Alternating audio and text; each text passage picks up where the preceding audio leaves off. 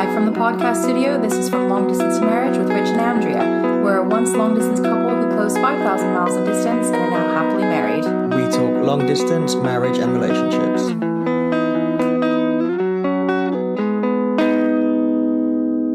Okay, so we have a really special episode today. We're joined by Alice and David.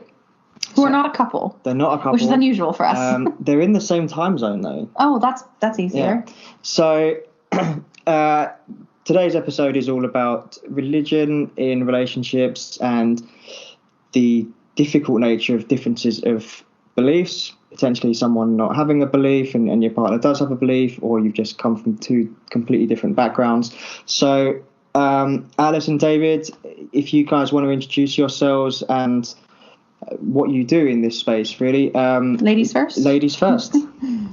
Thanks, guys. I'm happy to be here. My name is Alice Gretchen, and I run a not-for-profit resource site called Dare to Doubt for people who are in the middle of questioning or leaving their faith. Awesome. And David? Hi, my name's David. I am friends with Alice, so Alice, good to be talking with you again. You too. Yeah. I run a podcast called The Graceful Atheist, and it is primarily about my process of walking away from my own faith. But I think the reason that I'm here is that my wife is very much still a believer, and so we have an atheist and a Christian believer in the house. So I think let's pull at that thread first. So David, can you just talk a little bit about that? Was that always the case for you two, or did one of you convert, or did you deconvert? What's the background there? And did it cause any problems for you guys? Yeah, I mean, that's a lot of questions that could take some time, but I'll try to give you the overview. My wife and I met in Bible college many moons ago, and when we started to build our relationship together, and it turns out that we had a bit of a long-distance relationship for a while as well, which we can talk about at some point.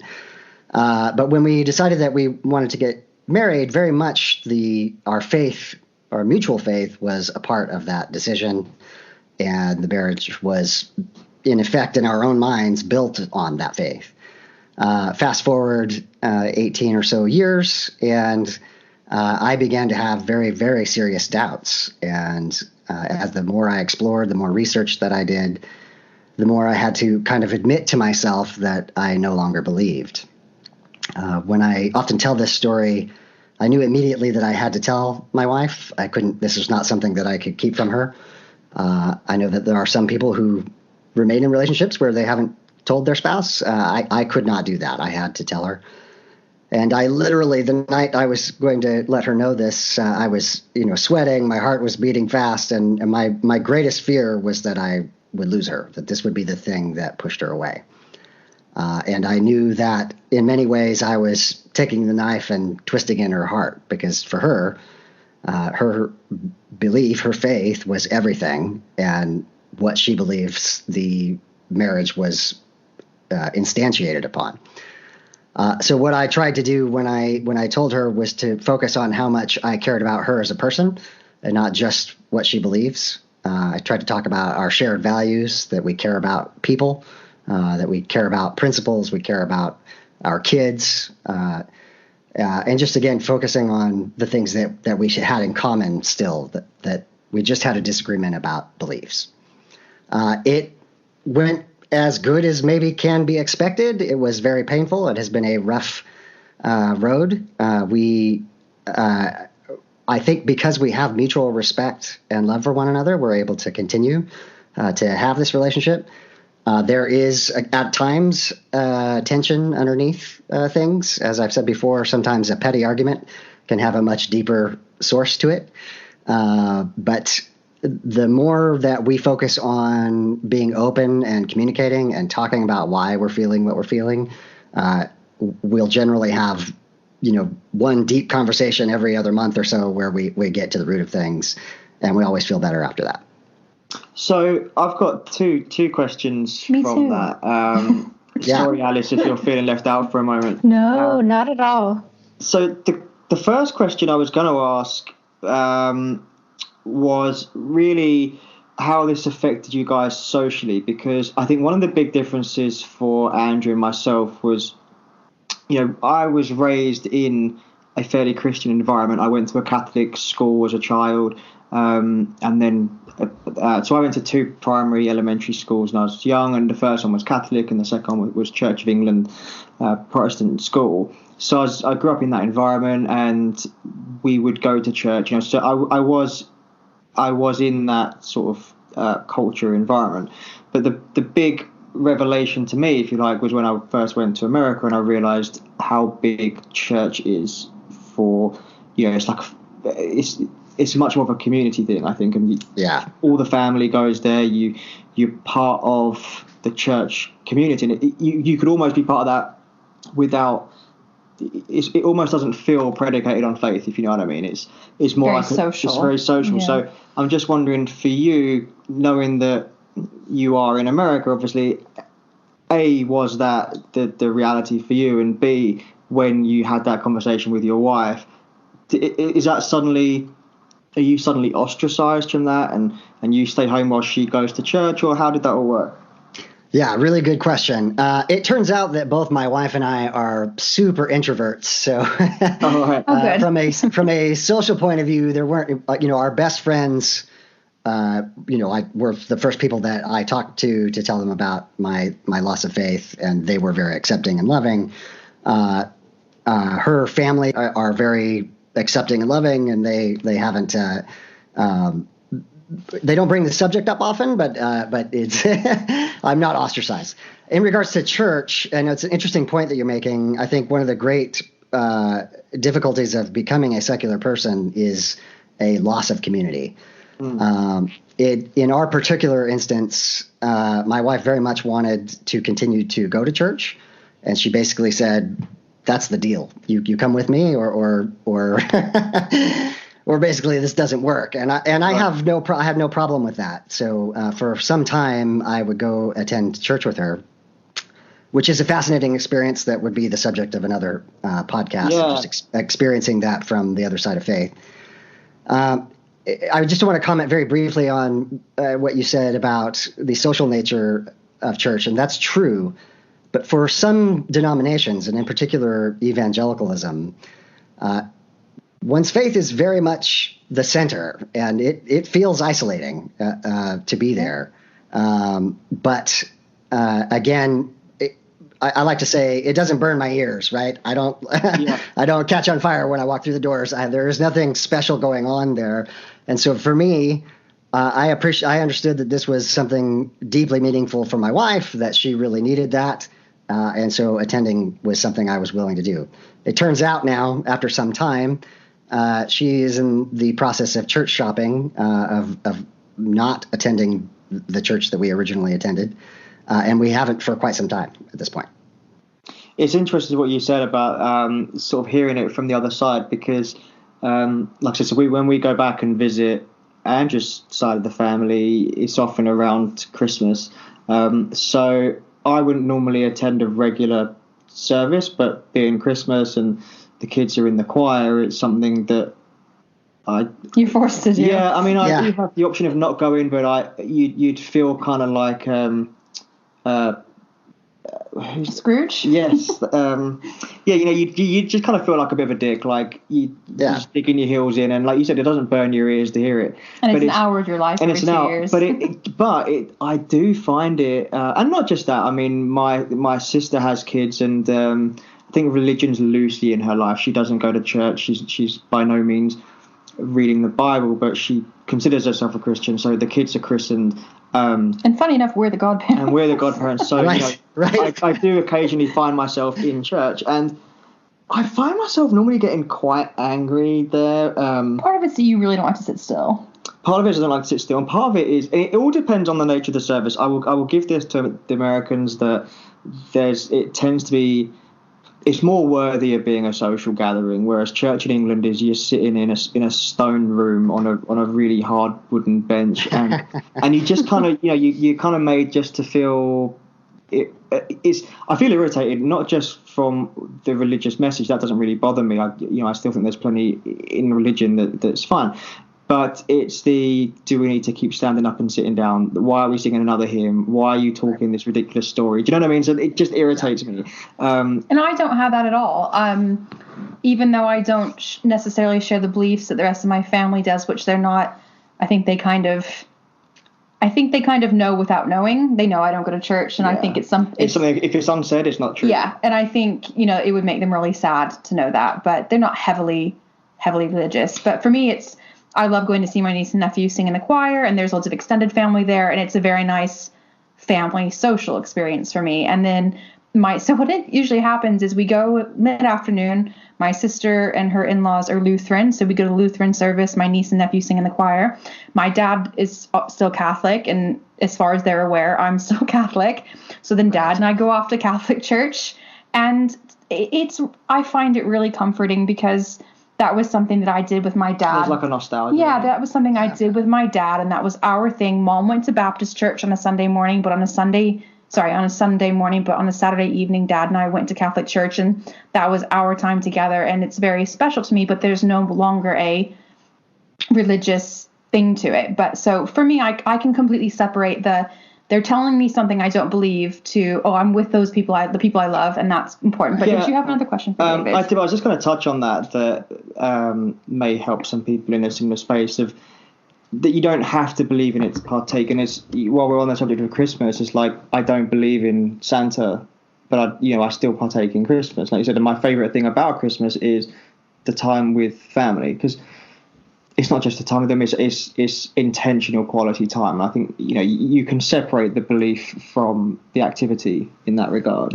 But yeah, David. So my second question was: you mentioned that you and your wife, you guys have kids. So how does that work? That's a big question. As far as raising, because funnily enough, this is something that we did discuss many, many years ago. We said if we do have children, we know that we come from different opinions on this. How would we raise them? Christmas was a given because, as I just said, we both celebrate that. But as far as belief, I mean, how does that work for you guys? Yeah. That's a great challenge as well. I do want to put a marker here. I'd like to go back to something that both Rich and Andra said in the previous discussion there, but to answer the immediate question. My kids are in teenagers. They're in this early stage. They would both say that they are Christians. They are, I think, by accident, slightly more liberal Christians than maybe the denomination that they were raised in. That is a point of tension. As you can imagine, my wife and I have had multiple conversations about, say, sexual ethics and how we communicate those to our kids, that she wants them to go to church. And there are times when if they don't, she feels ganged up on. Because I'm not immediately jumping in to say, hey, yes, they should go. So again, I wish I had good answers. All I can say is that it's, it is difficult. There is tension, and it's a matter of acknowledging that and not pretending that it doesn't exist. With my children, I am overt in saying that I want to teach them how to think, not what to think. And that I have their back no matter what. So if they believe and they need a ride to church, I'm taking them to church. If they need a Bible, I'm going to go buy them a Bible. So I will back. Go ahead. Sorry, go ahead. I was just going to say I back up their spirituality, and I use the word spirituality in the most natural way possible. Right? It doesn't have to be supernatural. Right. It's important to me that my wife and my kids have a healthy spirituality, and so I will do what I can to support that. That is a good answer, because I know Andrew's got something to say, so I'll be really quick, but just picking up on you saying you had a good answer, that there's going to be a lot of people listening to this who will just take comfort in the fact that, hey, it may not be easy, but it's doable. Yes. There's sort of living proof that, okay, they're because one of the things we hear quite a bit from people in long distance or what we call non-distance relationships is that, there's some tension here, and is that a problem? Is that the end of us? And it can just be reassuring to hear from, clearly you're a successful couple, you've got children in their teens, you've been together a long time, and you're dealing with this challenge. So that is going to be a huge reassurance to people facing. I hope so. Yeah. So what was it you wanted to say? So now I have two little questions and one bigger question. So just off, talking about your kids. So you're completely open with them about what you believe. Then they're completely aware. Oh, absolutely. Where you stand. Yeah. Cool. Okay. Yeah, and the way I present it to them is, what I didn't get to do in the intro here is that I focus on the humanism side of that. Atheism is just one thing I don't believe. Humanism is that I think that humanity and our relationships with one another are the most profound thing in the universe. And so I focus on that. And then I just let them ask questions. And sometimes they're curious and sometimes they're not. And I don't push it either way. I love that. About, you're right. Relationships are the foundation of our existence, really. So I did have kind of one other slightly quick question. So how long ago did you kind of have that conversation with your wife of, I've been doubting and I don't know that I believe anymore? 2015. So now we're going on. So it's still fairly recent. It's reasonably recent. Yeah. But long enough for things to start. Yeah. I was just curious because it sounds like you've been on quite a journey. You're still working through it and all that. But the other part I wanted to ask, and feel free, if it's too personal, absolutely, you can pass it up. Yeah. No, you can't. You have to answer. You don't. You said that at a certain point, 15 years into your marriage, you really began questioning things. Was there a catalyst for that, or was that just something kind of like I mentioned before we started recording that I'd had some questions for a long time and never wanted to ask them? Yeah. Selfish plug here. Please listen to the podcast, listeners, because this is basically the entire subject matter. I have often said that it is a very long process that can have a sudden moment of recognition. And for me, I had a sudden moment of recognition, but then on hindsight, I realized that it was a very long process. All I can say is that I could no longer keep the plate spinning of, maintaining belief in something that didn't have the evidence to support it. You almost didn't realize that maybe, or let yourself realize that you'd been doubting, and all of a sudden, looking back, it had been there for a long time, kind of a thing. Yes. Well, and Andrew, I think you put the exact wording. I didn't allow myself to really explore the doubts that I had. So were you raised very religious? So again, long story. I was nominally a Christian, just culturally, until my mom, who was an alcoholic and drug addict, had a dramatic conversion, kind of an epiphany, and shortly thereafter, I followed suit and became a Christian in my late teens. Okay, cool. So I think let's switch to Alice for a little bit. If you're still there, Alice, we've been ignoring you. Yeah, so sorry, Alice. Hello. No. Please don't apologize. I've actually been wondering all the same things, so it's been fascinating just to listen.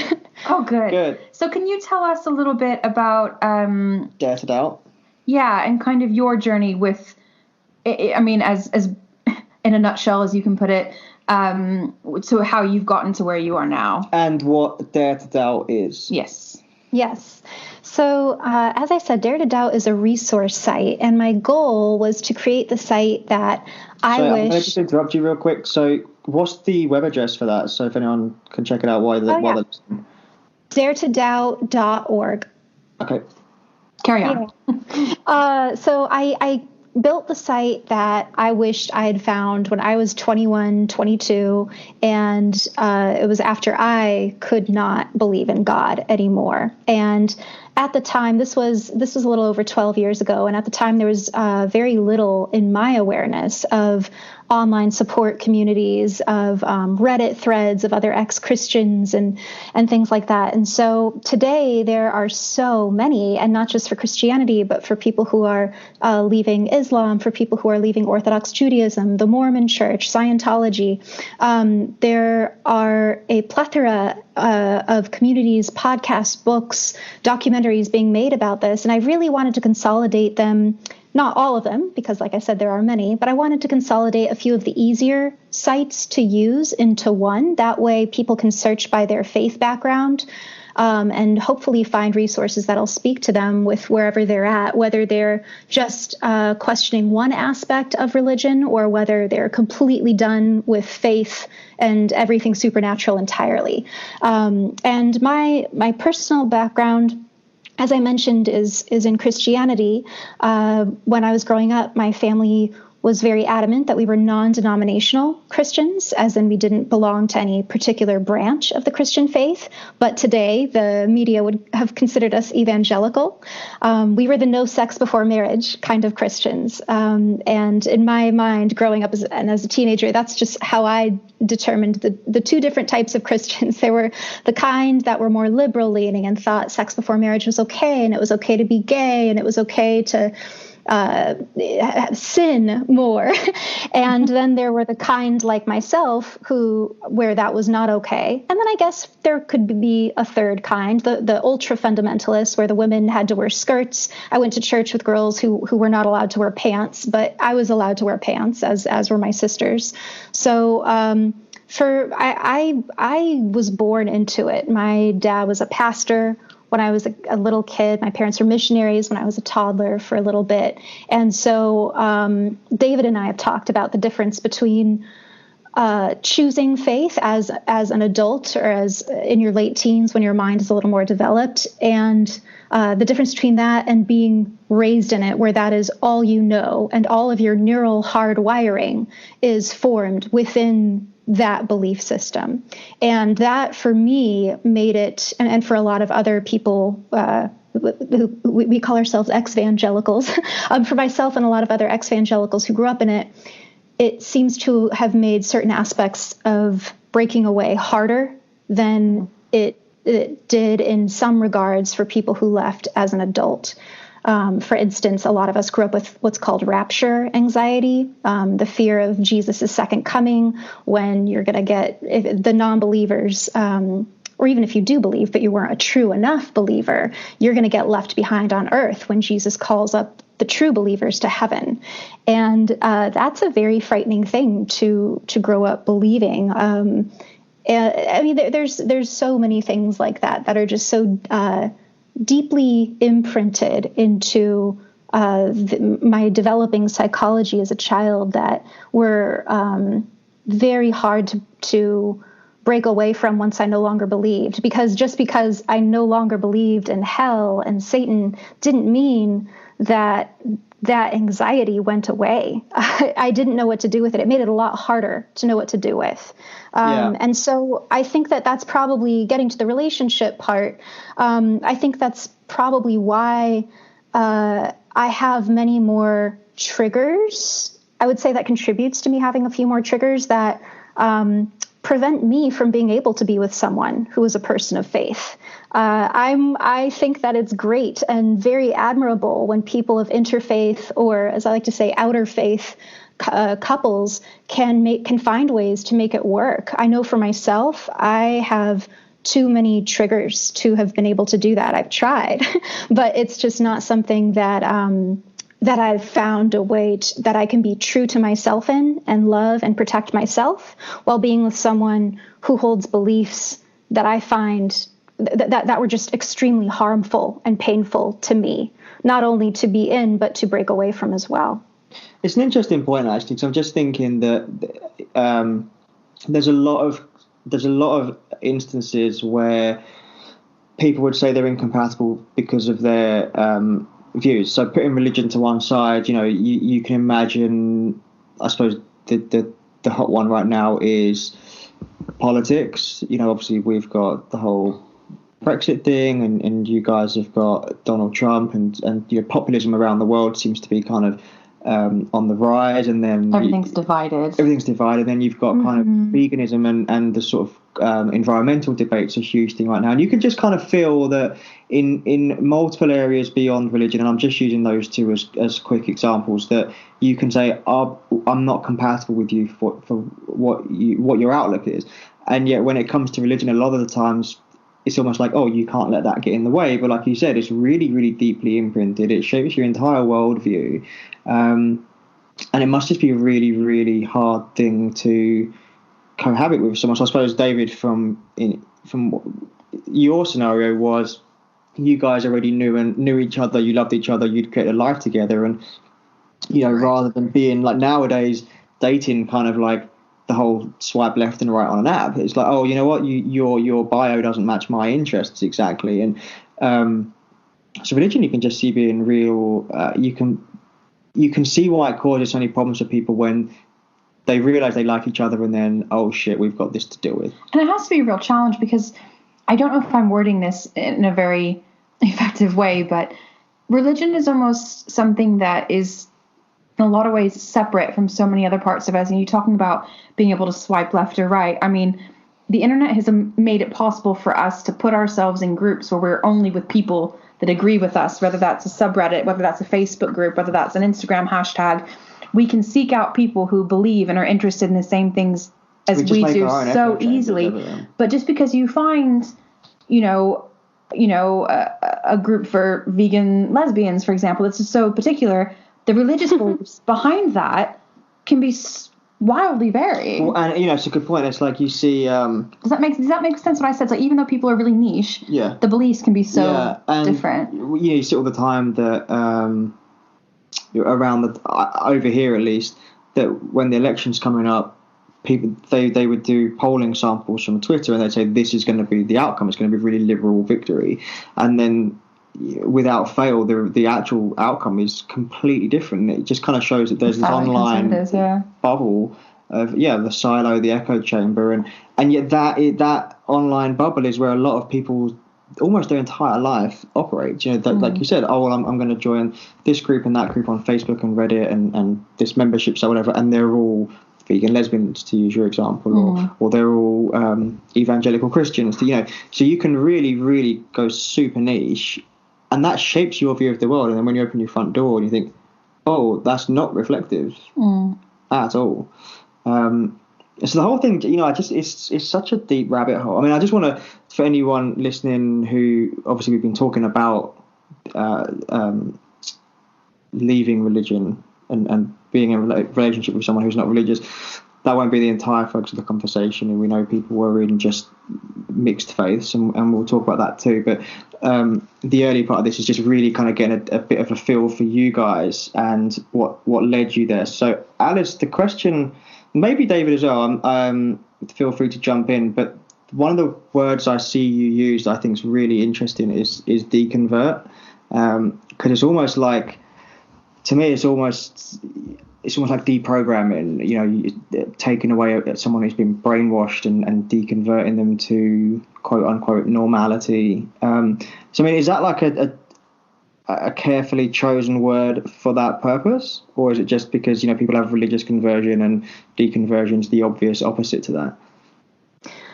I wouldn't say it was that I put a lot of thought into using the word deconvert. I think it was more the latter of what you said. I think you hear about people converting to religion, and I think deconverting away from religion is probably the natural opposite that I would use. Yeah. But it feels just so appropriate. It feels weird to me that there's not an official word for that, like outside of this. Do you know what I mean? Like, it's an action. You stop believing. Why is there not a word for that? Religious people call it apostasy, don't they? Oh, right. Right. Yeah. I did not know that. He's the theology major, not me. I had a theology degree, not everyone knows. I didn't know that. And then they kill you for it. Well, I don't like that part. I have a slightly indulgent question for you, Alice. What does that mean? I don't know. Could I just answer the question, that previous question really quick? So sorry, because I actually do use that term fairly technically. The reason why I think the word deconversion or deconvert is important is that it is different from a conversion. People convert from one religion to another all the time. But when you do that, you go from one community to another. Right. When you deconvert, often you lose a religious community entirely, and that can be very devastating for people. And so I think that there's a technical aspect of that word that I think is useful. When you no longer believe in any faith, any religious faith, that is a profound experience. And in particular, the difference between an 18-year-old kid who goes off to college and decides, I don't believe in this, that's slightly different than a 25-year-old, a 30-year-old, a 40-year-old saying, I've been in this religious faith for X number of years, and now I no longer believe that. That is a profound life-changing experience. To it. Yes, exactly. Yeah, that makes sense. By the way, you've just reminded me, when we asked you the question about your kids, you said you wanted to put a marker in something else. I don't know if we went back to that. Do you remember what it was? Oh, I'm not so sure it's that important. I was just going to mention that I've been to St. Paul's in London. And I was impressed. I was impressed by the architecture. Makes you feel a sense of awe, and it just makes so much sense to me that when you walk into a building like that and you feel this experience of awe, that you attribute that to the divine in some way. Yeah, or other. And this is an interesting point. Actually, I'm glad you mentioned that because. I remember reading, or maybe it's one of his documentaries, but Richard Dawkins, and he was talking about. I suppose for anyone who doesn't know who Richard Dawkins is, he's a evolutionary biologist from Oxford University, and he's got a number of books on atheism and evolution and science, and he also has documentaries. And I just remember in one of them he was saying that there's an awful lot that he really appreciates in religion. So although he's an atheist and he's kind of become famous for promoting atheism to an extent, he says, like you said, he walks into church and he hears those hymns and he reads the literature that religion has inspired. And as you said, you get a sense of awe. And also for me, I think there's the real powerful thing for me is that when you're in those buildings or you're listening to that music or you're reading those verses, you just think you can really see the extent that humans will go to for what they believe in. That absolutely. And, what you said a second ago, David, about, going to St. Paul's. I grew up on the West Coast of the United States where nothing is old. And if it's old, it's 1800s. And so when I first came over here, to spend time with Rich, and he took me to Canterbury Cathedral, which has basically been there since the dawn of time. I couldn't believe not only, how old it was, but how amazingly built it was, and the effort, and not just the scale of the building and the architecture, but the detail and the different carvings in the stone. And it takes years and years and years. I mean, it's still constantly being renovated. The scaffolding just moves from one side to the other. I haven't seen it without. I've lived in the UK for almost 10 years, and I've not seen it without scaffolding. I went to uni in that city. Yeah. And in 2006 I started, and it was up then. It's been up a long time. But it absolutely moved me, and I think at that time I was still considering myself as a Christian. When we were in the early days of our relationship. But even now, one of my favorite things to do when we just explore a new city in England is to go to the cathedral, because it's powerful. Yeah, and I love it too. I really love churches. As you said, I did a degree in theology, so it's an interest of mine. I think it's the big question of life. It's because it gives you a chance to argue, and you really I do like a debate, but I find it's just fascinating because it's the big question of life. And then, as I said, it's just, if you look through history, people, well, even now, people kill each other literally over these beliefs. And yet then, bringing this back to the relationship side of things, on the one hand, you've got people who are killing each other over their beliefs. On the other hand, you've got people who love each other and who are looking for ways to overcome that divide, to say we can make this work.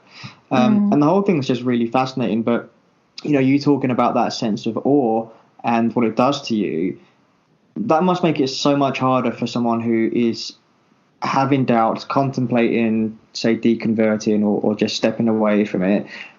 It must be pretty prominent in their mind but I feel so good in here, and if I leave, am I going to lose that feeling as well? So I suppose for anyone listening who maybe feels that way, the answer is no, you won't necessarily lose that feeling. You can have that feeling and not necessarily be invested in what you believe in it, but it's just such a difficult.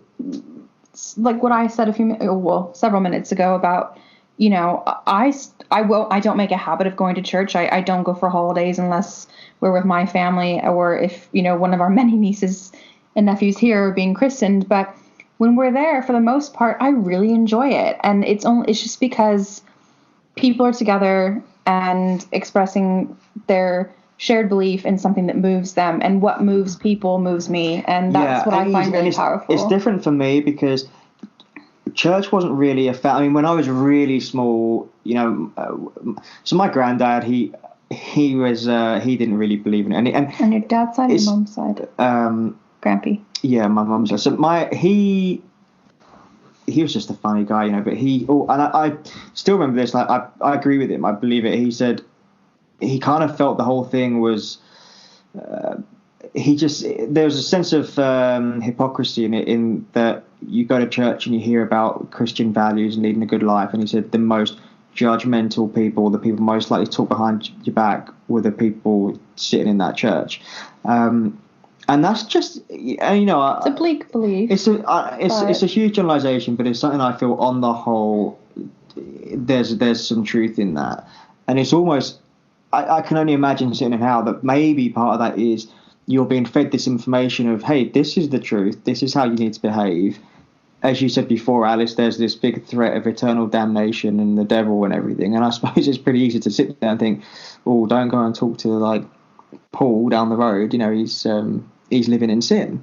So it's kind of encouraging that judgmental behavior in that regard. And I don't know. It's a bit of a tangent. I'm just kind of talking out loud. But the point I was making was that when I was a kid, we would sometimes go to church. It kind of depended on if I was at my grandparents' house, but it wasn't like with Andrea where it was like a family occasion. It was never a family occasion really until I was older, and it was something my dad and I did. I mean, my mom's side of the family was Baptist. My dad but that's where your was Catholic. Feel good is, right? No, not really. Your dad? My dad. I mean, my mom was married and divorced before she met my dad, so they weren't able to get married in the Catholic Church.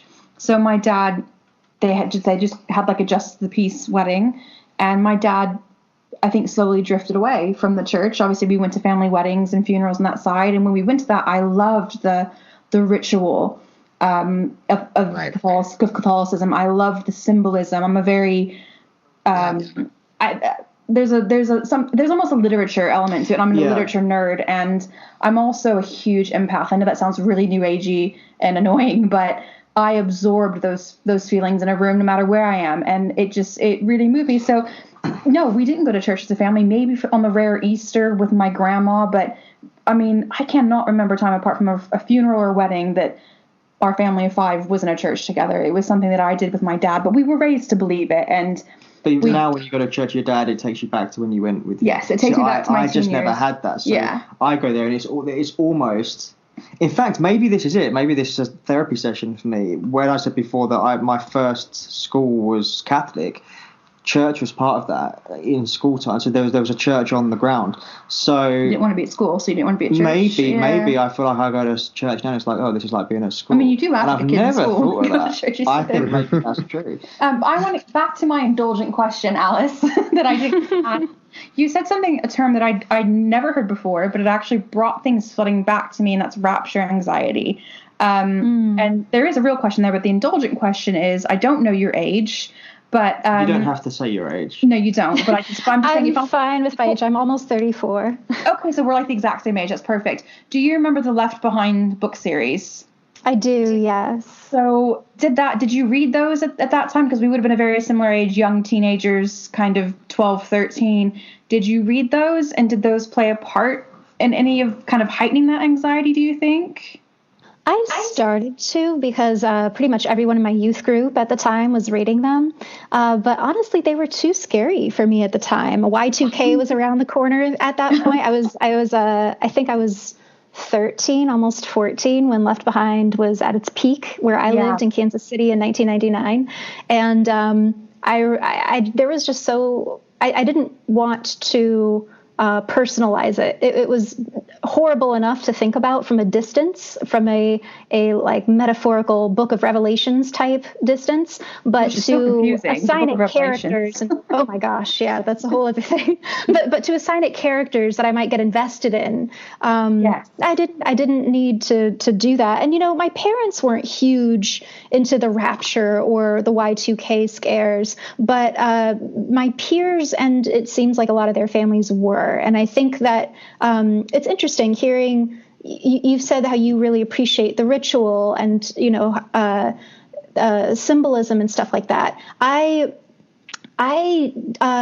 have a much harder time with that in large part because I take things very literally. I don't see a symbol. I didn't hear metaphor when I heard Bible verses. I heard this is the truth. And I think that definitely, just because of just my personality, probably, I was just a very serious kid, and I'm a very serious adult. I still have a hard time appreciating metaphor. One thing that made sense to me in the Bible was, let your yes be a yes and your no be a no. And I just wish that Jesus would take the Bible's own advice and be more clear about some things, because Jesus spoke in parables and metaphors a lot of the time, allegedly. Really, and that makes it very difficult.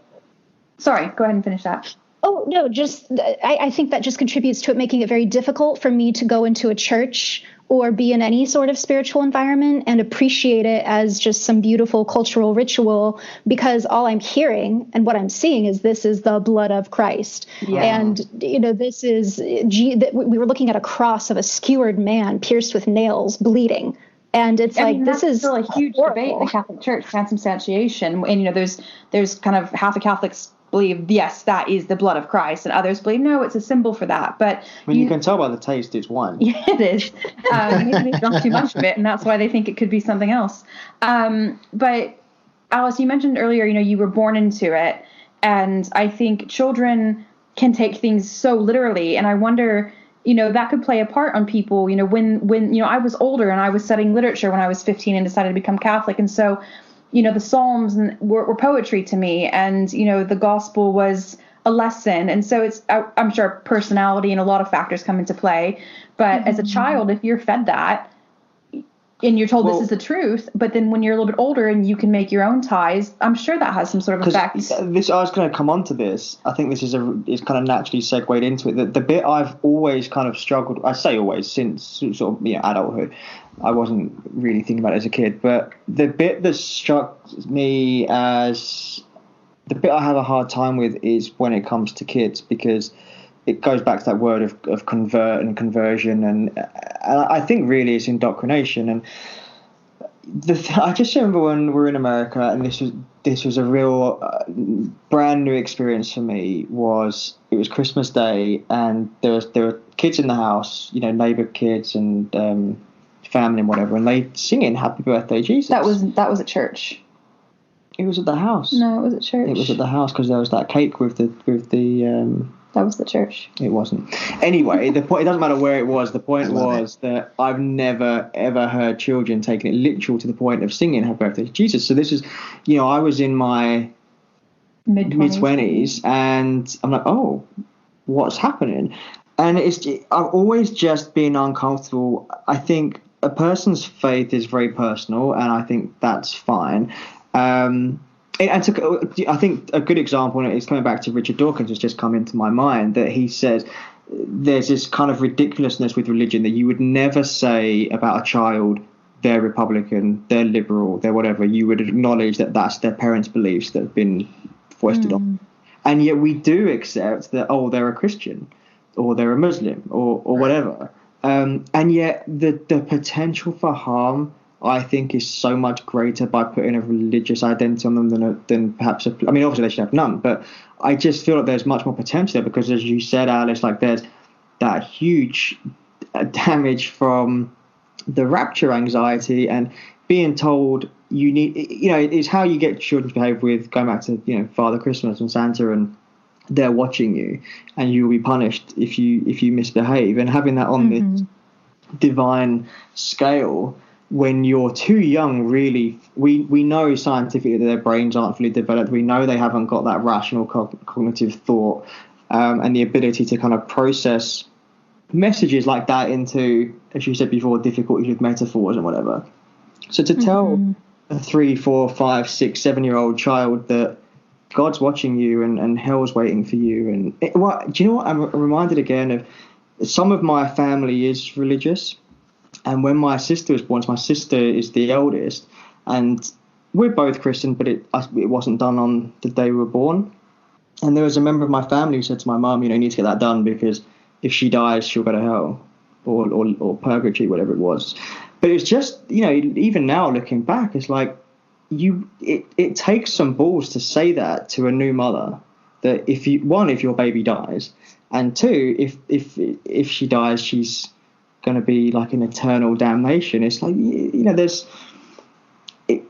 you really need to have a deep-rooted belief in that, don't you? Yeah, well, I think one thing that I find important to remind myself, and that I think is just important for us to be mindful of in general, is while I agree with you that there is an element of indoctrination, or some might even say brainwash, in raising your child to believe the same things you do. I think it's really important to distinguish that. I would say at least 90% of the time, it would not be that to the parents because they are loving their kids. I think it's so important to emphasize that it's coming from a place of love, because if you genuinely believe that your child is going to go to hell, of course you're going to teach them that they need to accept Jesus into their heart. Of course you're going to tell them, like, don't sin, or when you sin you need to repent and give it to God because God loves us, and that's why you need to believe in Jesus, because otherwise I'll never see you forever. We'll be separated and you'll be tortured in this horrible place. I don't think it's coming from a place of fear-mongering or guilt-inducing, or even just trying to make kids behave. No, I think it's genuine concern. That's actually a really, really good point, because it kind of highlights the vicious circle of this, doesn't it? That parent was raised probably in the same way, or maybe their own conversion, but I guess for a lot of people, they were raised that way. As we said before, they're raised in that community where it's reinforced by everyone around them, and then they grow up and they have children, and that's normal. Well, and a really important point to steer things back to David is, the hardship that you and your wife would have experienced during, your journey away from Christianity would be because she loved you and she cared about you and she was concerned about your soul. So it wasn't that she was annoyed with you that you changed your mind. It was fear for your well-being in eternal life. And it's also that again, Alice, you've already said this, but you're taught not that we believe this, but this is true. So you have complete. I feel like faith isn't even the right word. You just know it to be true, don't you? And Alice points out an interesting point. Because I came to faith as a teenager, again, I had kind of some mental abilities, to understand the world as a not quite adult, but I wasn't a child. My wife was raised with it the way that Alice was, so from day one, and so it is literally a part of her identity. So it's one of the things that I talk about a lot is not trying to. I've got a blog post about the magic feather, like Dumbo, right? You don't snatch the magic feather out of their hand because that's what's keeping them afloat. And so I spend zero time trying to change her mind about her faith. That is deeply rooted in her identity. Someday, if she has questions, I'll have that conversation. But until then, I don't push it at all. Is it still something that when all of her life she's been this way, this is the person you fell in love with? I wonder if some way, even though you've moved away from that, if that's still something you love about her faith. Absolutely. And again, I try to distinguish this of I love her for who she is, and that is a part of her, right? That's a part of the package. I don't get to pick and choose. That's a really good point, actually, because we can sit here and criticize the what they believe in, but not the person believing in it. I think it's really important that we make that clear. Yeah, I remember I had a relationship long before you were around. It was a teenage relationship. It was a teenage relationship, but quite a mature and long-term for teenagers relationship. And I remember it was after I converted to Catholicism. And even then, like, as much as I loved it and felt at home, I still had questions. I think teenagers question everything. And I was feeling that. And I remember my boyfriend, I said, oh, do you want to do something? Whenever it was that I was normally at church, he's like, oh, aren't you going to church? I see, I'm not really sure what I think right now. And even though he was from a very liberal, progressive family that didn't really put much stock or time into religion, he said, oh, but I love that about you, that's a part of who you are. And that's something that's always stuck with me, which kind of led me to asking you that question, David, because I thought that was something very mature to say, but also not mature because it's just human, and it just is kind of. But I imagine that for couples who may be going through or at some point will go through what you and your wife have been through, that just knowing if you're the one keeping the faith, it is possible for your partner to still love that about you, even though it's not right for them anymore. Right. And again, I try to make a really strong distinction between beliefs and values. We still share many. Yeah. You can abandon your faith, but it doesn't mean abandoning everything you believe in, I suppose, one of a better word. You still have your moral compass, yes, and everything that goes with it. So talk to us a little bit about the values that you have, and I suppose in the context of your marriage and being parents together. Like, did anything change for you? I mean, you touched earlier on sex. So did much change for you around what you perceive to be right and wrong, or was it just really, I don't believe so much in the creation story or creation, God aspect of things? Like, how does that work for you? Yeah. So on the one hand, I often say that, I'm still the same person. And this is something that I try to communicate to my wife as well. And that I didn't change overnight because I ceased to believe in supernatural things. I think, going back to the long process, I think there was a process of liberalization for me for a long time. But one other small but a very significant part of my story is that I was always focused on grace. Thus the Graceful Atheist moniker today. As a Christian, I was focused on grace. I now would say that I was a religious humanist. I would not have used that terminology at the time, but I recognize that kind of post-fact. And I am now a secular humanist. And what that generally means is that I care about people, and I care about their well-being and human rights. And what I feel like I've been released from is the baggage of first century and older archaic morality. And so I can embrace the LGBTQ community without any hesitation in a way that I felt slightly constrained by within my faith. The point I'm trying to make here is that my wife shares many, if not 100%, of those same sets of values about caring for people, about being graceful and loving to people. And that's the thing that I try to focus on. Yeah, and not all Christians do.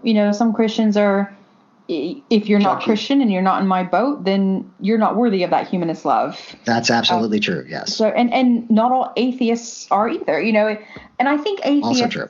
Is a scary sounding word. Is that just me? Atheist. It sounds not just you. No, it does sound scary. And I think when I first started learning, as a young person, it sounds so definitive. It sounds like it conjures images, and this is probably my association from hearing it as a young child who was raised in a Christian family.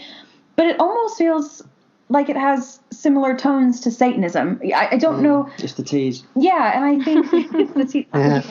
I just know that when I started learning that there were people who didn't believe in God, that they must be the ones that believe in the devil. Yeah.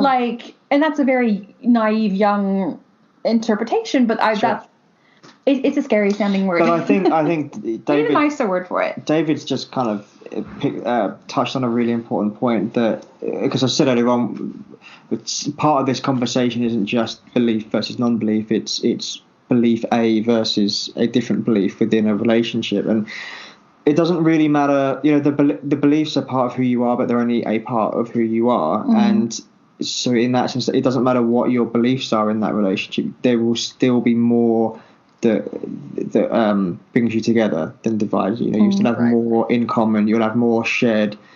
And for the people, for the people who follow us, who are in relationships across cultures, the Middle East to Europe, or East to West or whatever. One, I think just virtually being able to do that is amazing in itself. Like it's pretty much it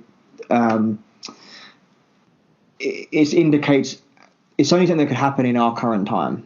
200 years ago that would have been almost impossible to maintain a relationship like that. So it's I think is a really positive thing. And obviously it just comes with that cultural difference, and the fact that the two people are willing to say, oh, well, this is my way, that's your way, let's find a third way, let's create a little melting pot of it. I think that's fantastic, and the religion's just kind of part and parcel of that. So for anyone who's having a hard time with it, just focus on the things that you do have in common, the values that you do share, Yeah, and I do want to just insert here also to validate Alice's point of view that it is perfectly rational to want to choose who you're going to be with. Yes.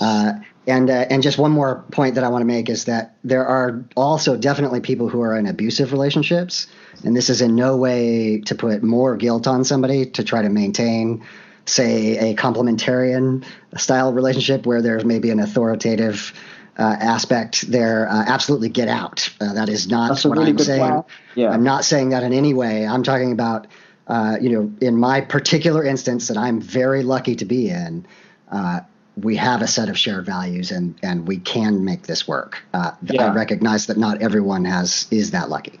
That's a really, really good point. I really want to talk to Alice about kind of her opinion, because I'm really torn between the two. I completely see both sides. But before we do that, quickly, David, you mentioned that, when you were a Christian, you were focused on grace.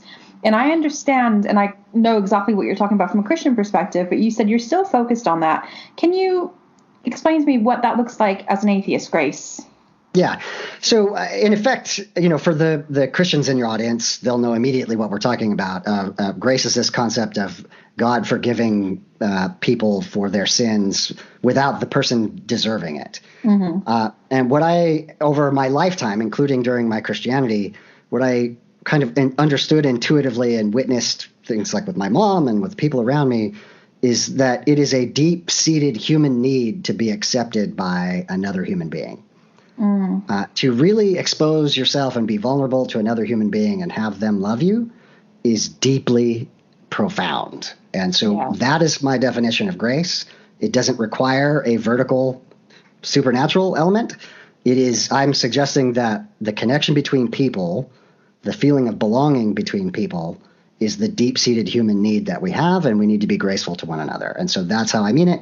I recognize that I am stealing that concept entirely, and that it will lead to some confusion sometimes, but I think it's an important concept. So I call it secular grace. You're appropriating grace, David. No, that's absolutely beautiful. And, it's something that we talk about in our podcast a lot, that to be purely and wholly loved and, not in spite of, but despite of your flaws, to be loved, that is a privilege and that is a gift. And it's so easy to take for granted. And so you've just put it in a much more poetic package that I'm now going to steal and spread. Feel free, please. Yes, I will spread the good word. So Alice, again, so, we've kind of heard how someone's been able to make it work. And, you have the strong self-knowledge that that's not something that you will be able to do in a relationship going forward. And I presume you've had some experiences that have shown you that you can't do that. Yes, so far, and I don't want to never say never. I do think that where I'm at right now, to put it very bluntly, I find supernaturalism to be just a little unattractive. It doesn't turn me on. I think, going off the heels of what David just said about grace and secular grace, it's always been interesting just to myself why I can have so many very close friends who are spiritual, or who I even identify as Christian, like the religion that I left, but why I cannot or have not been able to have lovers or romantic partners who have spiritual beliefs. And I think one of the biggest reasons is the lifestyle that I observe often goes with it. So aside from the fact that mysticism just sort of turns me off a little bit, there's also and maybe it's because this is just all I've known, there's a very high demand lifestyle that I've observed tends to go with a spiritual practice, whether that spiritual practice is Wicca or Buddhism. I once dated someone for a while who was getting increasingly involved in Hinduism. And I thought, because I was an atheist by this point, yes, scary word, but I was an atheist at this point, and I was really trying to be, I was like, no, I'm going to be open-minded. It's okay. Like, why? So what if we have different beliefs? But it was when it started affecting me selfishly, And also just relationally, when I felt like he prioritized his faith over me, that's when it hit the trigger of feeling like my parents always put God first before they put me. That's how it felt. Of course, my parents put me first in many regards, but as a little kid, I'm seeing that I need mom's attention right now, and she's lost in worship. She's checked out into the Holy Spirit land, and I'm seeing that I need to be a priority right now. And now my boyfriend has to go meditate because the moon's at a certain angle, and this is what the guru says to meditate. So it's when it affects me and pushes those buttons that I have that I'm like, no, I'm not going to come second anymore.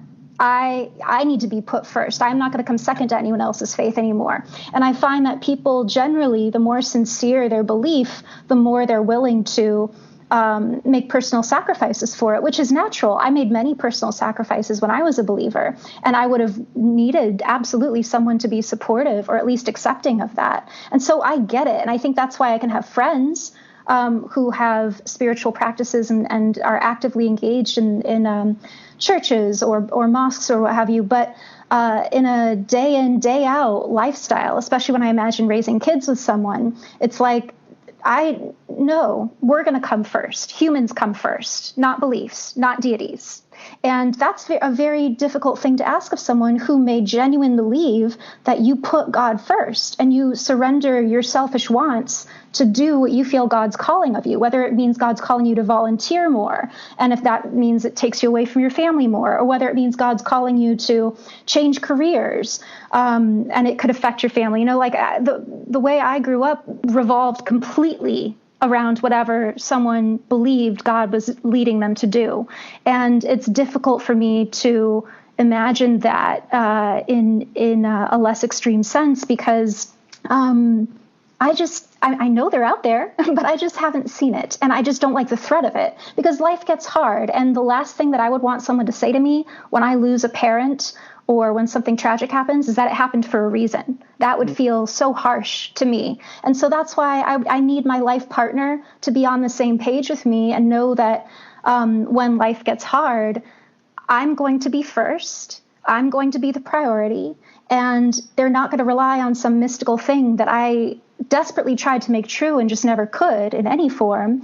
I need to know that they're not going to resort to, well, you know, that was part of the plan and we don't get to know. I don't want to hear anything like that. It would just be way too painful for me. And so I end up being attracted to people who hold a lot more of a skeptical, atheistic mindset.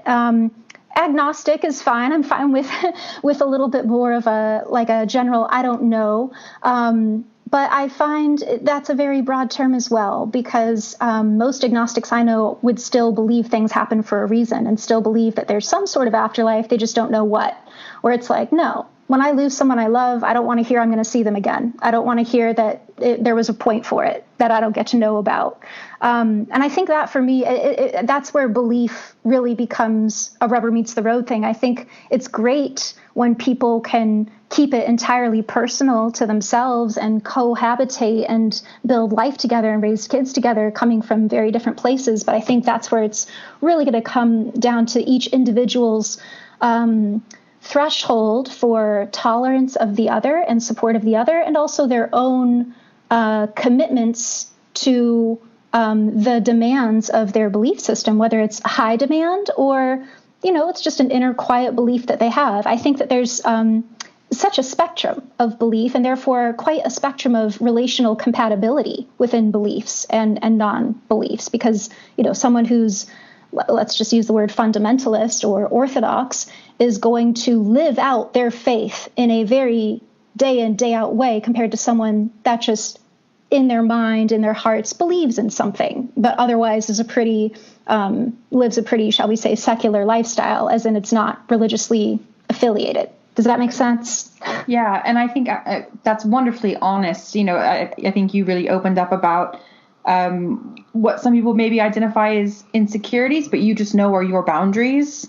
So that's very vulnerable and open, and I really appreciate that. And it's reminded me of some things that I remember not dwelling on, but really thinking about when we were going to be getting married. And part of that was, you know, we had a non-religious ceremony. Our readings were all kind of poetry based. There was nothing religious in our wedding, but I remember some of my friends getting married before me, quite young. They were very religious and really driving home that their marriage was between three beings. And one of those was, Christ, God, Christ, maybe the Trinity, whatever they believed. And even as a believer, I had huge problems with that. And I thought, I don't want my marriage to be about that. I've said to Rich on many occasions that, I didn't know a lot when I was young about what I wanted to be or what I wanted to do, but I knew that I wanted an amazing relationship and that would be the cornerstone of my life, and that would be with a man, and that was something that I wanted between the two of us. And so I can really, in a lot of ways, relate to what you're saying about it's almost like having a third person in the relationship if there's this huge religious commitment. But it's also, I think, it's what you said, Alice, and you just kind of touched on it too. Is to me, when that's not part of it, so that always part of a bigger plan or whatever, it feels like you've got much more empowerment over your life because your decisions are your own. You own your mistakes rather than saying that the devil made me do it, and you take responsibility for the positives. And look, obviously there's luck and there's good fortune and bad luck, but generally speaking, you make your decisions. You make your decisions. You live by them. You suffer the consequences of them. You reap the rewards of them. But when it's not part of a grand plan, because the bit I've always had a problem with this, and even when I was quite young, when people say, "Oh, everything happens for a reason," I remember saying, "Well, why the fuck are there homeless people? Like, what's the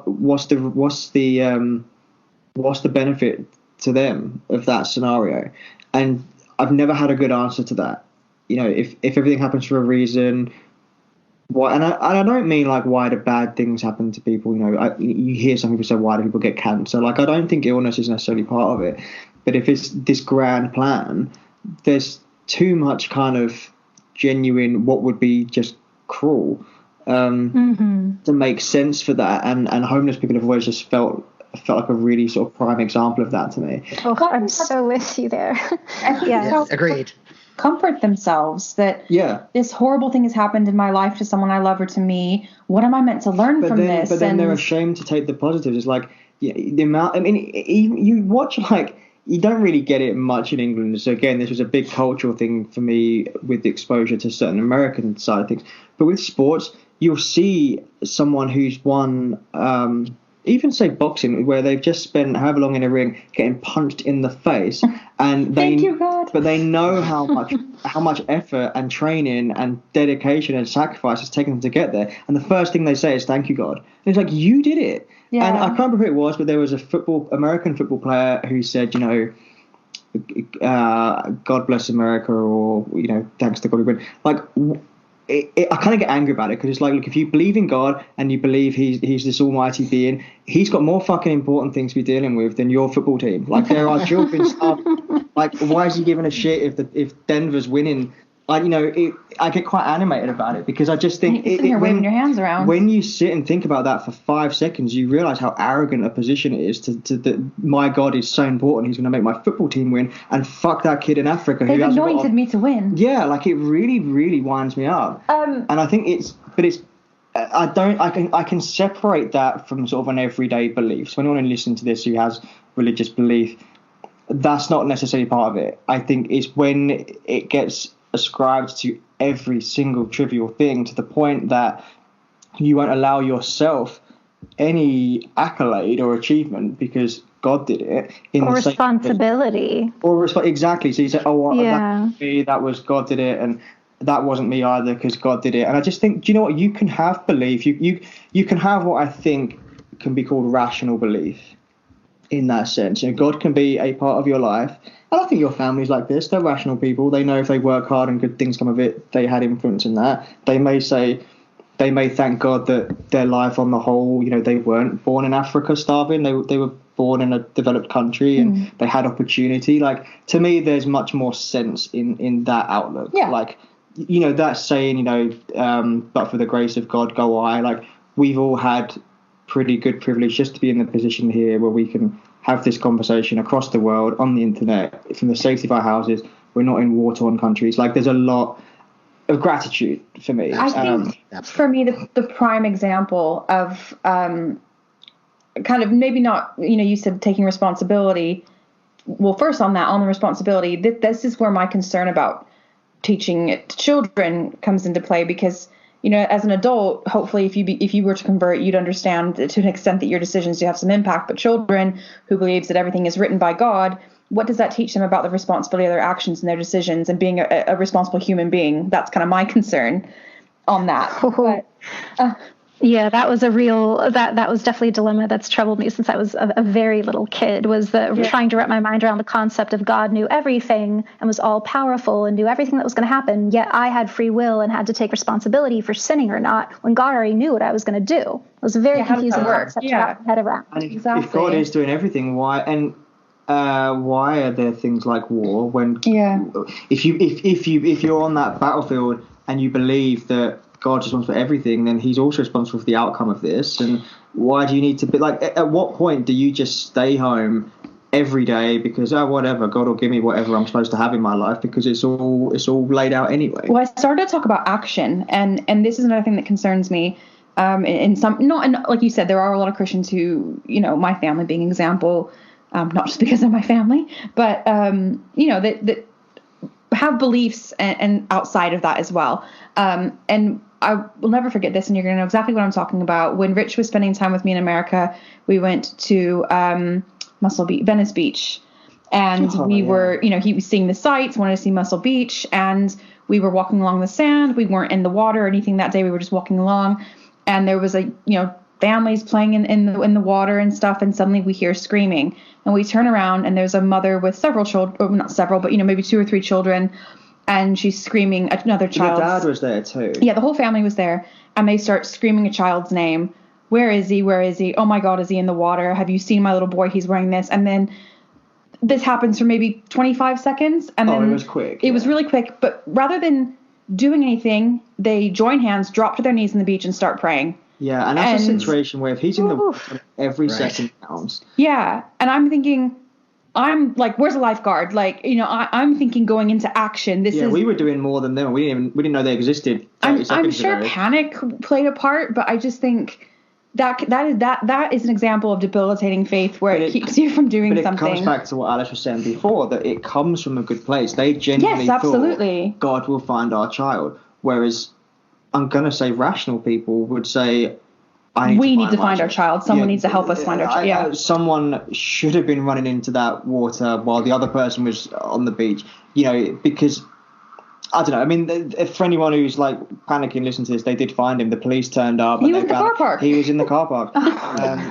Getting ice cream or something. But it's a really, really good example. I stood there dumbfounded, like, what are these people doing? We were shocked. Because again, there's my beliefs in it, but there's also there's the cultural aspect here that you would rarely see that over here in England, because as much as we have, Church of England being as famous and it is and everything, we're a pretty secular country. I was shocked. But you have a lot of religious people, but it's a much more private thing. And I think if I can be critical about America for a second, I think all 3 of you will see what I mean here, that it's much more in your face. I remember driving, it must have been Arizona, Vegas way, and billboards about the horrors of abortion, billboards about the fundamentalist preachers that you have, and the bumper stickers, and the mega churches you've got, the bumper stickers you've got. You don't see any of that here. Like, faith is a really, really personal thing. So again, for anyone listening to this, the fact that we're from 2 different countries and cultures massively influences our outlook on things. Right. Well, you say that. It does, for sure. And, I grew up seeing,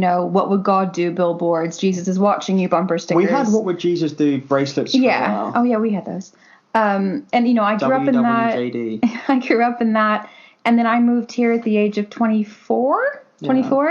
And that's when I was able, I was in a loving relationship. Rich didn't bully my questioning or push me into anything, but we had healthy debates about it, and made me feel like I was safe to start asking the questions that I'd been so afraid to ask throughout my life, and address the doubts that I'd had.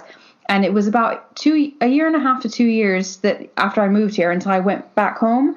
And it was very subtle that I just started, I didn't notice that, the Jesus and God billboards weren't here. I drifted and it just became my life. And then, but when I went back home to visit, I suddenly thought, has this always been like this? Yeah. Was that always there? And it just really shocked me. And I think the big irony of that is, this is where religion gets ugly to me, is the bigger it becomes, I think the less integrity, and I think the less it's genuine. You hear about, did you read the floods? Who's that big pastor you've got? The Joel Osteen. Right, yeah. So I'm pretty sure it's him. I don't want to get sued for slander or whatever, but I'm pretty sure it's him that when you had the big floods, he was putting out the message, help people. He didn't let anyone sleep in his big mega church or anything. You just think, like, the bigger it gets, these are people who really, really rake in huge amounts of money, and they're not so forthcoming with the charitable side, and it's always bugged me too, like, the Catholic Church being the richest organization in the world or whatever, and they're saying, give generously, and I know they do, and I think maybe one of the things we've missed here is the force for good that religion yes, can and I be. really don't want to skip over that because. Yeah. Can I comment on that really quick? Yes, go ahead. I was just going to say, as the atheist, I'll be the first to say that there are better and worse versions of faith, and that to just kind of tie up the conversation we've been having, the type of fundamentalism that says that if something good happens, God did it, and if something bad happens, it's my fault or it's humanity's fault. That's insidious, and that hurts people. And I think that's what you're hearing Alice describe about her childhood, and what many, many, many evangelical people who come to no longer believe that way. Even if they maintain some level of faith, they let go of that insidiousness that tears themselves down in some way, and they don't trust themselves. And it's a process of learning to trust your own instincts again. That's just an incredible process. Yeah. And I want to really acknowledge as well that while we're all airing our concerns and venting about a lot of things that this is the first time we've ever spoken to you guys, but I know that none of these four voices want to bash anyone or any religion. And I think, I really am identifying with some of the things you're saying, David, about humanity. And I think that's a lot of what I feel. And as I'm going through life, I'm starting to believe. And I think that as a whole, humanity is very complex. We're going through a lot of changes, as we have throughout the history of civilization. But I do believe at the end of the day that people are good, and therefore most Christians are good, most Buddhists are good, most Muslims are good. And you're going to get some radicals across all faiths and all non-faiths as well that are going to stir the pot and affect people's opinions. And that's, I just want to disclaimer. That's all. Yes. Agreed. Part of the reason we want to do this episode is we're aware that, we don't know how many, but obviously a number of our followers are religious, as are a huge amount of people who don't listen to us. So this isn't really an exercise in, as you said, just bashing all religion. And I remember after do you remember last year, I think it was last year, when there was that mosque shooting in New Zealand. Yes. Yeah, and I remember just reading the news after that, and the amount of people who said that, and I mean non-Muslims, just whatever they were, atheists, Christians, whatever, and they said that some of them had been to mosques, and they said they were just the most welcoming environment. It didn't matter what their faith was. It didn't matter that they weren't Muslim. They were just welcomed, and we've actually got a mosque near us, and I keep meaning to go there. And you didn't know that. Not because I'm going to convert to it, but I just remember reading all that and thinking, do you know what? I just didn't know we had one near us. Yeah, and I just feel like Muslims have taken, and there's obvious reasons for it, but Muslims as an entire group of people have taken a huge beating. And they're massively publicly. misunderstood. And I used to sit next to a guy. He was what I'd call a fairly liberal Muslim in the way that as a lot of Christians in this country are, where it's a faith, but you're not particularly strict to it. Although he didn't eat pork and that kind of stuff, but he was probably the nicest person I've ever met. Like maybe too nice, like irritatingly nice at times. You know what I mean? But to anyone who is on the side of the coin who just views all Muslims as terrorists or whatever, he would never have been given a chance to even show that side of himself. And so I think it's important in this conversation to say, as much as there is demonstrable harm that religion has done to people, we should also acknowledge that for a lot of people, it's a really positive force for them. Some people may need that, something to believe in. Some people, as we were talking about with yourself, David, at some point of relationship, it may be something that binds people together, or it gives you a shared value framework for raising children, or just like you said with your dad, there's like an identity of, I've got good memories there. Like there's all sorts of positive that people can take. I just kind of want to be, I'd like it to go without saying, but I can also imagine some people listening to the first hour of this conversation and think we've got nothing good to say about it. I just want to be clear that we do, or certainly I do. I don't want to put words in your guys' mouths. I don't know if you have anything to say on that topic, actually. I would just say, that in the same way that I handled this with my wife, that the point is that we are all human beings, and it turns out that religion is a very common aspect of being a human being. And so when we care for one another, some of that has to acknowledge that many, many people are religious. And even though I don't believe the way that religious people do, I can recognize their humanity, and have empathy and care for them. Absolutely. Yeah. I would echo that as well. And I guess the only other thing that I would add to what you all are saying is I think that there's definitely a difference between critiquing an ideology versus critiquing people or individuals who practice beliefs of a certain ideology. I think that for me, I can I can criticize religion all day long, but I don't think it's kind at all to just criticize people as individuals all day long.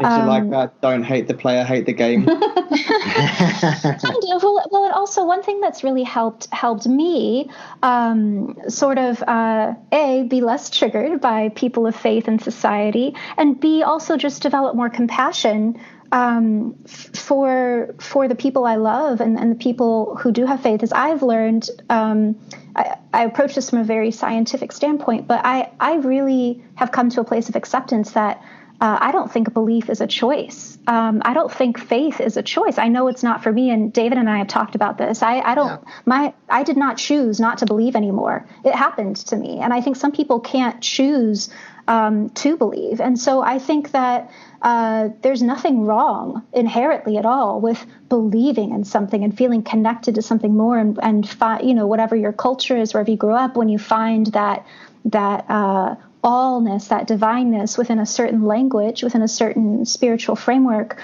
and it's true to you, I think that is to be deeply respected. And it's made me feel a lot more empathy for people as individuals, but also just understanding of humans as a species, and understanding faith's role in our evolution and how it's helped to bind us together and get through massive things that our species might not be around without. And so I do have a lot of respect for the role that faith and spirituality play in our lives. I guess I just wish that there was equal respect back from believers towards those to whom faith is not real. That's it. No, that's well said. And you said something earlier, Alice, that I'm keen to get kind of David's take on. So Alice had said kind of about the things happening for a reason, and I personally, I don't believe that's just a religious, in terms of a prescribed religion, kind of, whether that's Judaism or whatever it is. Do you have any room for that in your life, or do you have any thoughts on whether things happen for a reason, or do you think it comes down to choices as an atheist? So here's where I get to be the hard atheist. I'm a metaphysical naturalist. I believe the universe is matter in motion, the rules of physics. So I don't believe that there's some transcendent connection in the universe. My argument is that to be conscious, to be a sentient being, is a deeply profound thing, and then to be around other conscious beings, other human beings, and to be able to have relationship with them is the thing that is profound, the thing that connects us. But I mean that in an entirely naturalistic perspective. So that isn't my belief. But again, as I said earlier, I accept that many people do have those kinds of feelings. They do feel like they can't accept the randomness. And I understand that. I don't agree, but I can understand that. Yeah. So, Alice, what kind of people come to you or to Dare to Doubt? It's interesting. I put up a quiz on the site a few months ago where people can say their faith background and say whether they're looking for faith-friendly resources or strictly secular resources. And the algorithms on my end let me see what types of people end up, maybe they're just the quiz takers, but what kinds of people are going to my site the most. And it does seem to be people who grew up with religion and are now seeking secular resources. And that makes sense to me because it's the biggest hole that I found lacking out there. I think there's a lot of faith-friendly communities that are more progressive and liberal. You mentioned my Instagram post from earlier asking how progressive Christians who embrace the LGBTQ community, asking what their feelings are on premarital sex in general, hetero or queer. And I think I think that there's a lot of places of worship and a lot of resources and support out there for people who are, I use the term rebranding. I think there's a lot of places out there for people who are rebranding Christianity, rebranding Islam, rebranding Judaism, and rebranding other belief systems that have long held ideas that are very sexist, homophobic, racist, what have you. There's a lot of people who, would be politically liberal, and that would manifest in their faith as basically rebranding their faith as to one that is more inclusive and tolerant and respectful of all. I think that because there's so many other things like that out there, not many of them make their way to my site, which is I always try to make it welcoming to people of faith who are just dipping a toe into seeing, what would happen if I didn't believe this anymore? Is there anyone I can talk to? But really, my heart was to make it for the people who, I use the term, are allergic to the word God. Mm-hmm. For me, when I lost my faith, I had a psychological breakdown that sent me to therapy for nearly 3 years. I was having panic attacks. I was suicidal. And it was very difficult for me to find a therapist who was secular and upfront about their secularism, because many therapists, I often say that psychology and therapy are very similar to ministry in the sense that they're people that genuinely care about helping others and will take on a mentorship type role that a pastor might fulfill in a church and that a therapist might fulfill in the secular world. And because of that, I think a lot of people in the mental health profession, at least where I've looked, although it's changing, a lot of them went to Pepperdine University, which is a Christian school, or other universities that are known for having great programs with to help people get into the mental health profession. And I think for me, I could not trust them. I can't, even if they just went there because the school program was there, just where I was at the time, I could not trust someone who went to a Christian university because I was too worried that as I was talking about the things that I was going through,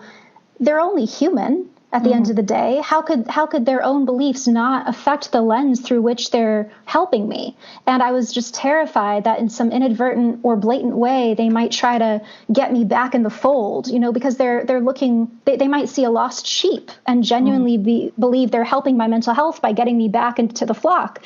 And I wouldn't blame them for doing so, but it was very difficult for me to find therapists who in their about section would be very clear that they use strictly evidence-based only approaches, that they are secular, that they are not going to ask me to meditate, or they're not going to bring up crystals.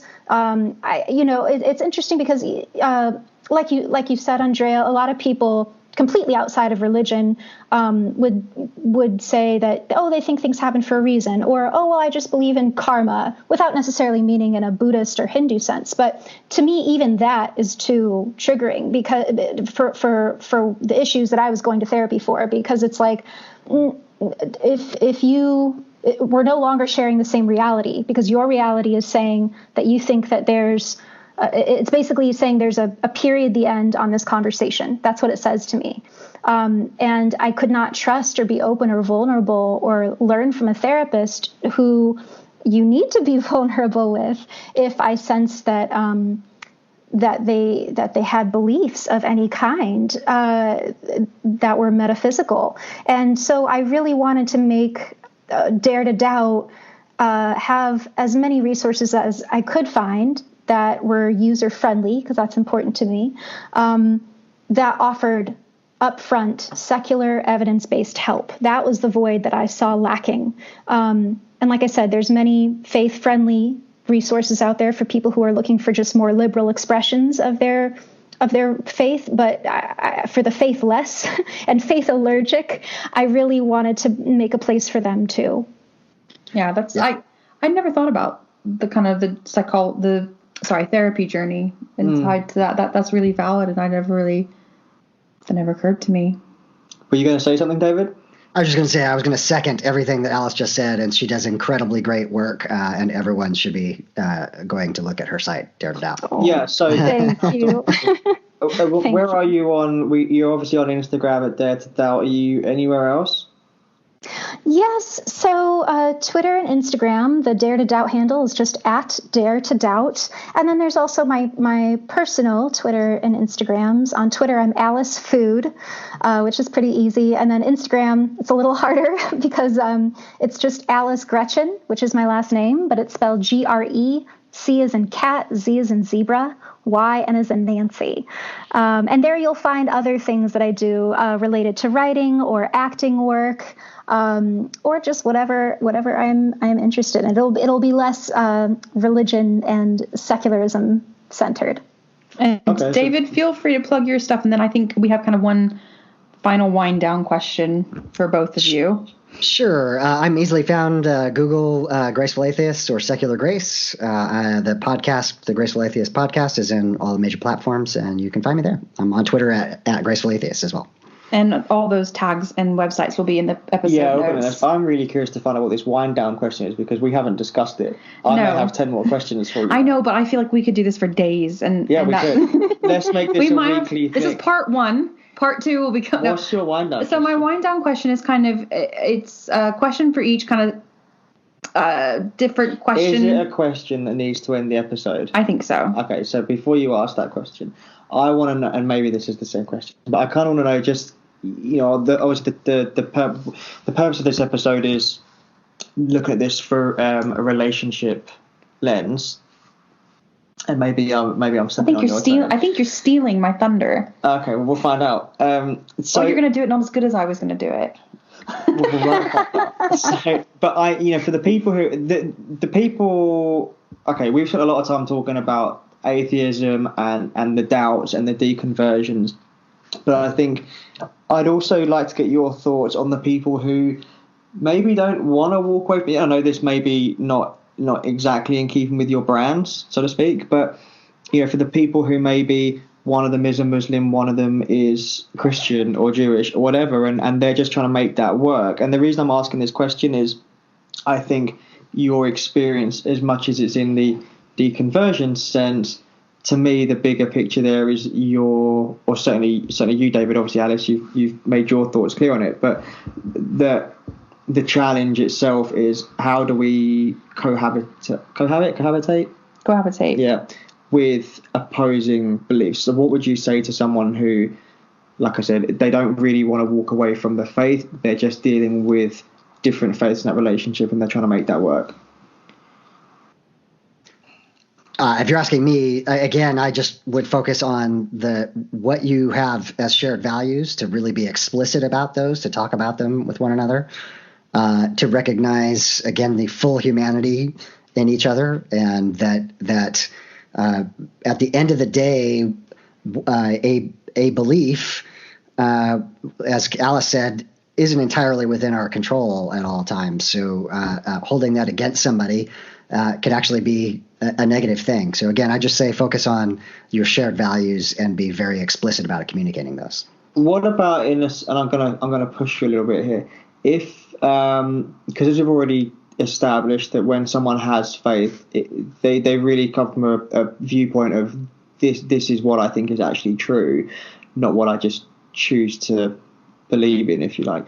So I imagine there's quite a few of these relationships has at least one of the people in that relationship actively tries to convert the other one, or says, you need to come to mosque with me if you want me to come to church with you. And if you've got like practical advice you may give in that situation, would you say still maybe part of you in that human aspect that you're discussing is giving them the respect to not pressure them that way, or would you say something else? Yeah, no, absolutely. Again, let me reiterate one more time that everything I've said assumes that it's two equal peers who are in a relationship that are fully consenting. If one of the partners is trying to control the other or overwhelm or be authoritative to that person, that's abuse. Right. And you need to seriously consider whether or not you're safe, whether or not that is healthy for you. I feel for you. I understand that there are many people that might be in that scenario. The way that I address people who are maybe just slightly aggressive but not authoritative is to put it in the wording of humility. And I just say things like, I don't know what started the universe. I don't know where life came from. Science doesn't know that. So I don't think that theism knows it either. And I'm just unconvinced by the theistic arguments. And I leave it at that, right? And rather than trying to persuade the other person, you put it in a perspective of humility. I can be convinced by evidence. If you bring me evidence that convinces me, I might change my mind.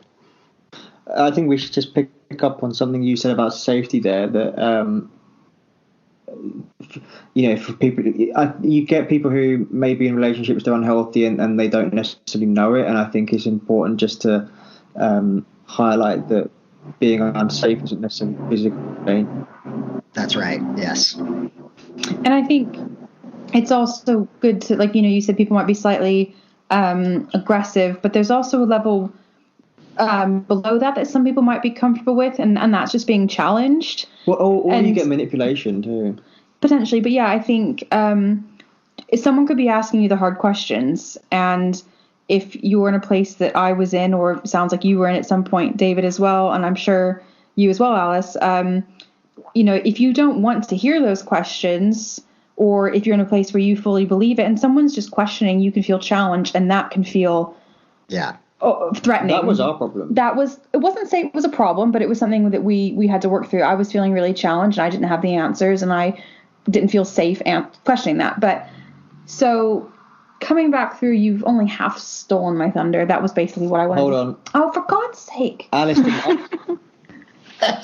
Sorry, say that again. David. So the question was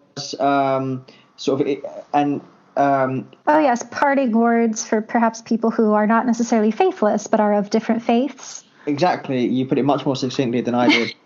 I think in short, and I think this applies to pretty much everything. And it certainly, I could definitely see ways that this could apply to the topic of faith and religion, especially, is finding your own individual and together balance of acceptance and compromise. I think some things you're just going to need to accept about each other, and accept that this is never going to change about this person. They are always going, or I need to at least assume that they are always going to want to go to mass, and she is always going to want to go to mosque.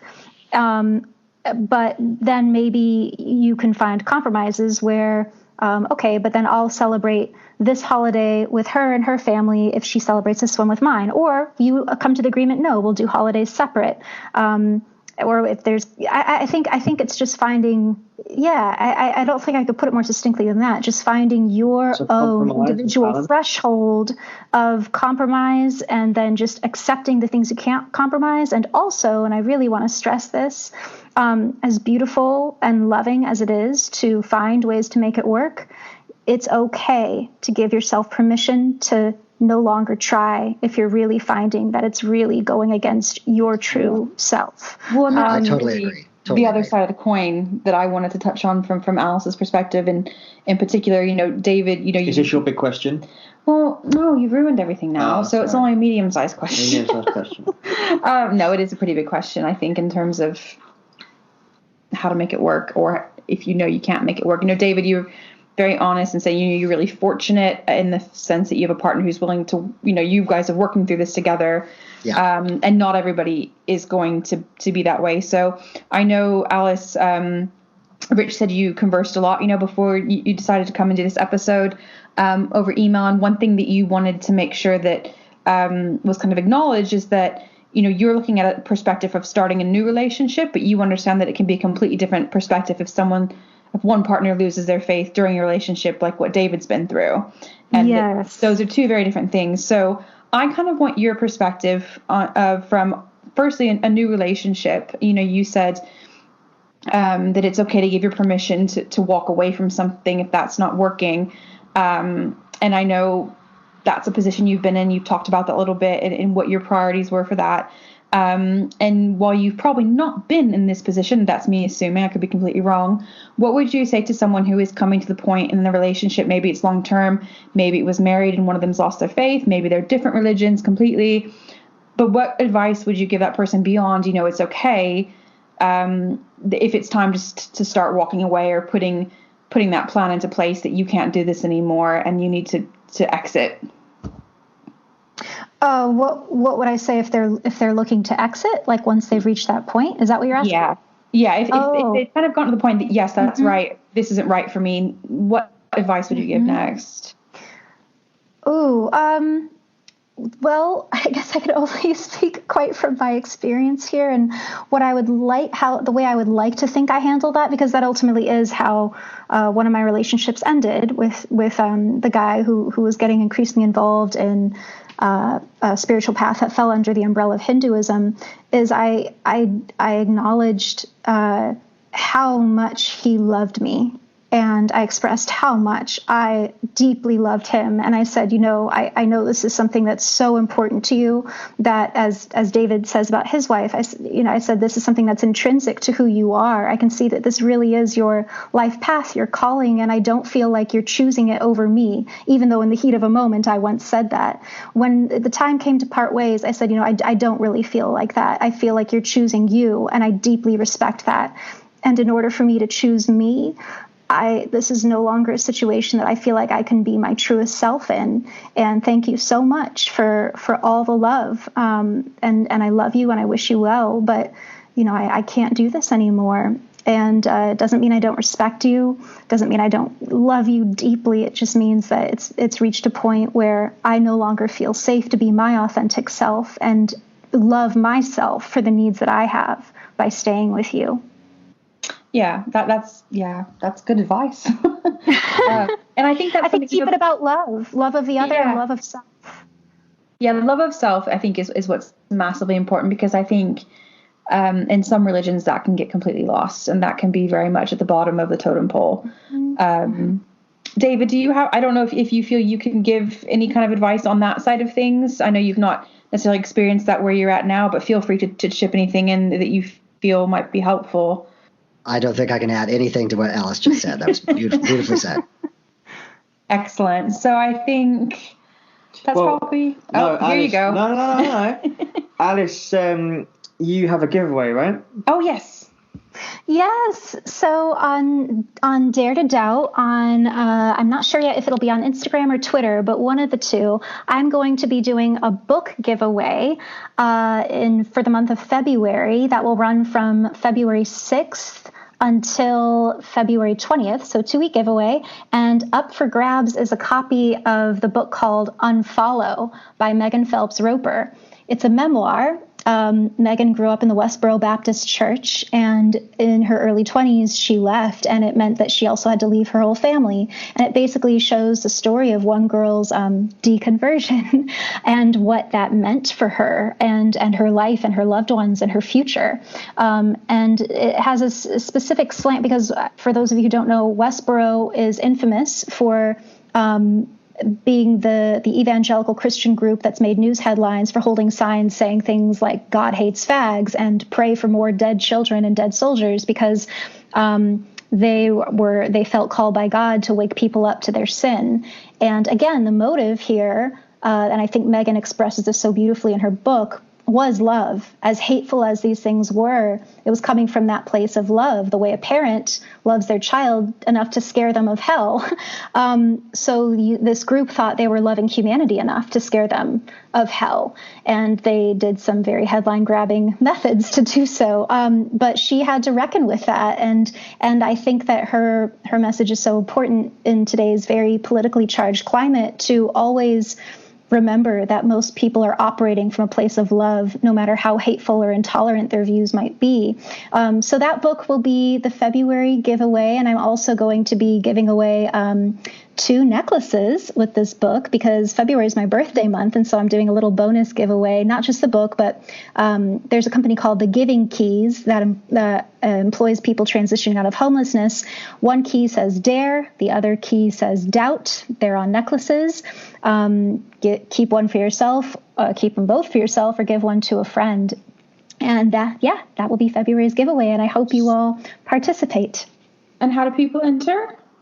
So depending on whether I decide to do it on Twitter or Instagram, there will be different rules. But if you follow either one, either Instagram at Dare to Doubt or Twitter at Dare to Doubt, the contest will be listed with the rules of entry. And again, it'll end on February 20th, and a winner will be selected at random. And when does it start? February 6th. And it's worth mentioning, just as a nice little wrap up, that book is actually how this episode came to happen. So if anyone wondering how this all happened, so we actually, that Unfollow book that Megan from the Westboro Baptist Church wrote, I don't know how I found it. I think she did, the family did some documentaries for the BBC with Louis Theroux, for anyone familiar with him. He's a journalist.